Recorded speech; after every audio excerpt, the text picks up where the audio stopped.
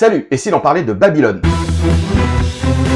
C'est mercredi 18 janvier que sort au cinéma Babylone, le nouveau film réalisé par Damien Chazelle. Dans les années 20, alors que Hollywood est en pleine transition entre le muet et le sonore, le jeune Manny Torres commence sa carrière dans l'industrie cinématographique en tant qu'assistant de plateau. Et entouré de réalisateurs, actrices et acteurs de renom, vous allez suivre l'ascension et la chute de ces différents personnages durant cette ère de dépravation et de décadence sans limite. Après Whiplash, La La Land et First Man, Damien Chazelle, le petit génie du cinéma américain, est de retour avec Babylone. Et pour cela, il s'est accompagné d'un casting plutôt intéressant, entre Margot Robbie, Brad Pitt, Diego Calva, Jean Smart, Giovanna Depo, Lynn Julie et Tobey Maguire, qui est d'ailleurs aussi coproducteur du film, et je peux vous dire qu'il y a de quoi passer un bon moment. Et justement, que vaut le film? Eh bien, Damien Chazelle nous offre tout simplement une ode psychédélique au cinéma. Et quand je dis au cinéma, il faut mettre un X à O et un S à cinéma. Car à travers la période que le réalisateur a choisie pour raconter son histoire, il arrive d'une main de maître et d'une intelligence scénaristique incroyable à rendre hommage à tous les styles et les périodes du cinéma en général. Le film se découpe en plusieurs parties pour chacune des vies des personnages centraux. Et tout cela en arrivant quand même à les faire s'entrecroiser tout au long du film, mais sans jamais perdre le spectateur dans cette narration plutôt dense. Et oui, je peux vous dire, c'est un sacré tour de force narratif.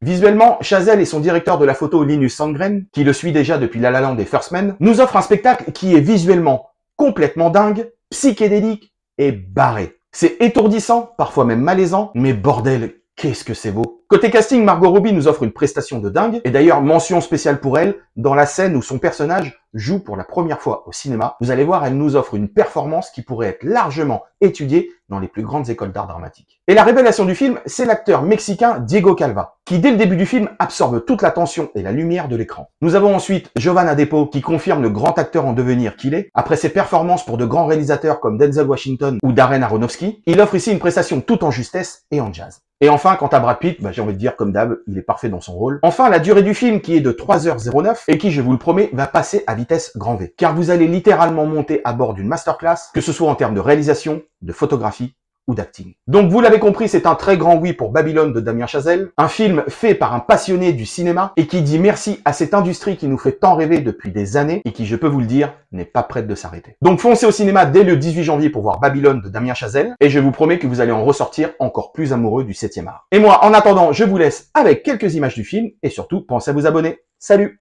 Y'all ready for something different?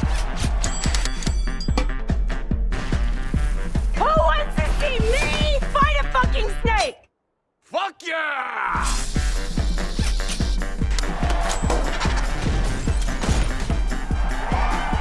I just want for everyone to party forever. Get it,